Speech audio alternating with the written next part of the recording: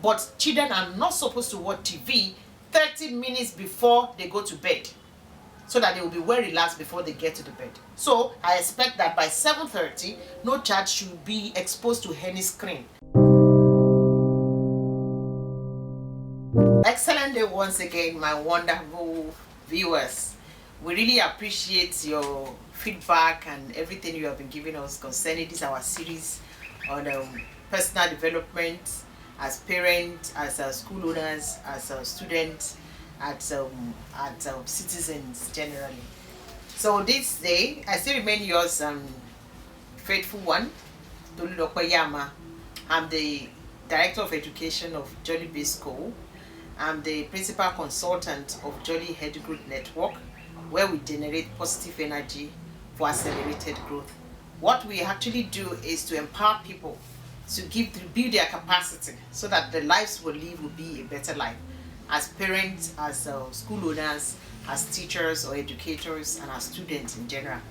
Today I'm going to be talking directly to parents, as I did in the last series, talking to us about how we can pay our children's school fees easily. Today I'm going to be talking about how we can prepare children for learning, things that we have to do before we move them to school. It's not that by the time they wake up, just bring them to school. That's when the learning activity has started. It actually started from the preparation we give them before they come to school. So I'm going to be dropping some tips on how we can prepare our children for school. These kids, as we know them, we categorize them into different categories, and that is how we normally take care of them. We have the one in the foundational level, that is 0 to 3 years old. Those ones are very tender, and just like little seeds, they need a lot of attention because that is actually where learning starts from. Then we have the ones from 4 to 7 years. Those ones, at least, they are the preschoolers. They are ready to go to school, you understand, to go to normal elementary school. Then we have the 7 to 12. Those are in the basic school, and they are to also buttress what they have learned in the preschool before we now get to those ones in the 12 to 18 years, and those are the ones in the colleges. So we really appreciate when people differentiate how to treat each one of them, because it is not all of them that have the same developmental growth. So today we'll be talking about how do we prepare children for school. There are some things you need to know as parents, so that when these children go to school, you will be able to have a better result in their academic performances. So the first thing you need to know about the school, when you are about the children, when you are preparing them for school, is the schedules that the school is having. Most parents don't ask, what is the timetable? How many subjects do you take? How many breaks do you have? When do you take the short break? What are the things you do in the short break? How many club activities do you have today? When is your assembly time? All those things are what parents, if you really want to assist the children, you should ask for the schedules they have in the school. So you talk about the subject they take, the closing time, and the things they do in the school. There is no harm in you asking for the timetable of your child's class. What is the timetable? They can snap it and send to you. So you follow it. You know that by 11, my child has taken mathematics. So what are the things I'm supposed to do for the child on that particular day? So you have to get involved in the education of your children if you actually want the best for them.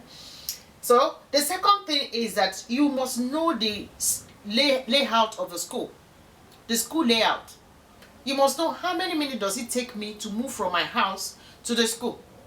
Even in the school premises, what are the places that the child visits in the school every day? Where is the classroom? Where is the restroom? How is the management of the toilet? I've been to several schools that when you get there, you ask them for the restroom, and what they show you is not even a restroom, because some don't even have doors. You know, all these things are very important when you are preparing your children for school, so that you know what to do. You have to do a kind of risk assessment to school and even in the school. If the child is going to be trekking to school, for instance, how many roads, major roads, are the roads the child will cross? What are the streets that the child have to move? What are the hazards on those streets? Are those streets so silent that everywhere it's easy for kidnapping and so on? Or are there motorbikes all over?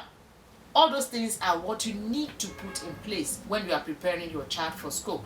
If, for instance, the child needs 30 minutes to commute from your house to the school, for instance, you have to know that the assembly time, because you have already know the schedule, is 7:30. So I need to leave this place by 7 so that the child will get to school on time. Now the next one is to get them ready for school. You also need to prepare them in the food and the meal they take to go to school. It is so sad, really, really sad, that many parents send their children to school without breakfast. And you expect that these kids will come to school, go through the rigor of transporting themselves to the school, get to the school on the assembly ground. Nobody actually knows whether a child is eating or not except you ask, because you just know that you are supposed to give your child breakfast before you come to school. So all this is very important. So before you set a child out from school, there are many things you need to do, and those are the things we'll be mentioning as per the feeding of the children. The first thing is that you need to give them breakfast that will help them. Now, in this part of the world, the way we talk about rice is as if rice is the only meal we have. And now they made it so they complicate the matter nowadays with all this their short fast food and all those things that they are bringing to our country now, which everybody think is a status thing. But for children, we need to give them nutritious food that has good nutrients, because the brain actually needs all these nutrients. The first thing we have to reduce in their breakfast is the sugar we put in their breakfast. Days they are not going to school, good, you can give them as many sweet things as you like. But when it has to do with school, breakfast, balance it. What they need is cereal. They need grains, more of grains, not processed grains like cornflakes and all those ones. They are processed, but they need real grain. You can use maize in its real form by blending it and making it a kind of pap with a shaft inclusive, because they need also the fiber there to slow down the digestive system, so that at least they will not be hungry on time.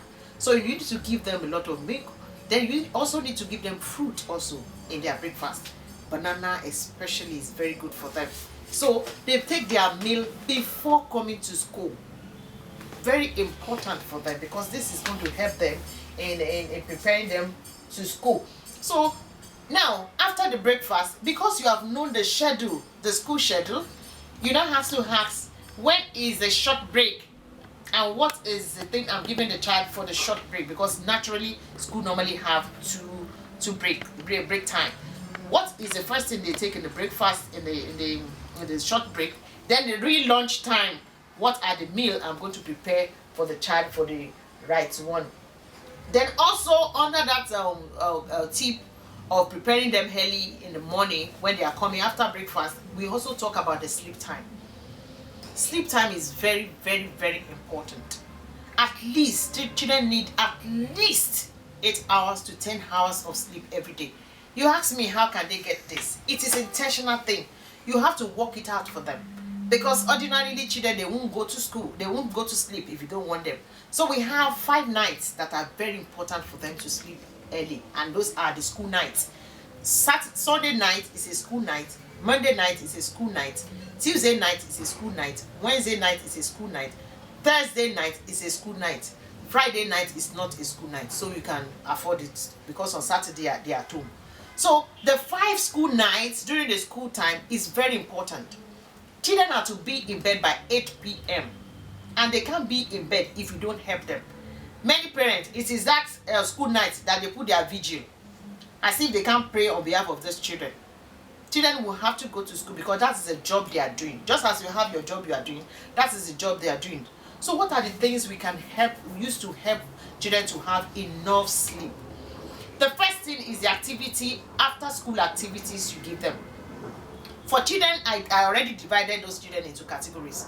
For children age 0 to 3, no homework, I repeat, no homework should be more than 10 minutes. No homework. Any homework given to them that is more than 10 minutes, I don't know what they are doing, because they are still in their formative period. Many of their muscles are not well developed. That will talk about sitting for a long time or writing for a long time. So you don't expect it. So 10 minutes after school, after they come back from school, 10 minutes for homework, it's okay.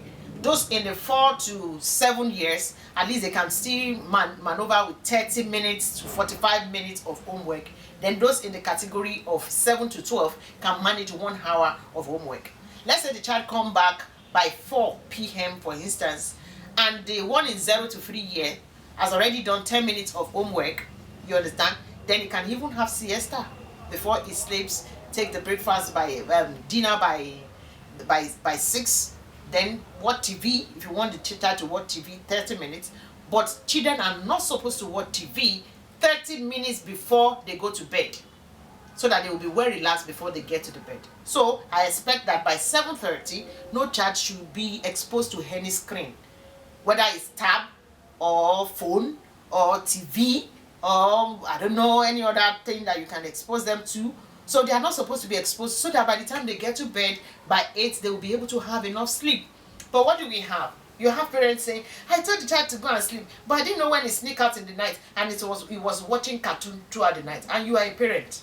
You didn't know when your child went back. Why can't you switch off anything that can be watched? Why can't you make it a law in your home? Do you know that some homes don't even have mission? Some homes don't have vision. In their homes, anybody does anything they like, and they want to have children that will be responsible in the society. So parenthood is more than I give birth to children, I pay their school fees. If you pay school fees and you don't do all this, your homework, you are wasting your money, because teachers are not gods.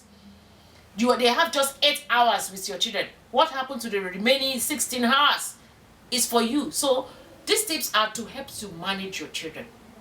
Let's stop this generation that the only thing they know of is screen, screen, screen. You see a baby crying, a baby of 6 months crying, and what would the mother do? The mother would just give the phone to the child and say, don't cry again. Oh yeah, look at. So the phone is taking your place. You can't calm your child. They will have to calm it with a TV or a screen or whatever. So all this is preventing them from having adequate sleep. Apart from that, they are going to be rested with the sleep. Their brain too need to relax. The organ they are using most is the brain. So if you don't relax this brain, how do you want them to turn out? So we have to be very careful in all this. So in your family schedule, your dinner time, your devotion, the time that you go for devotion in the school and in your houses, you have to limit them. No arbitrary devotion that you'll be doing devotion for the next 2 hours. Children are still listening to someone in their homes when they are supposed to be sleeping. So this is very important. So I'm going to stop here today, and then the next episode I will give you the remaining 3 tips on how to prepare your children for school.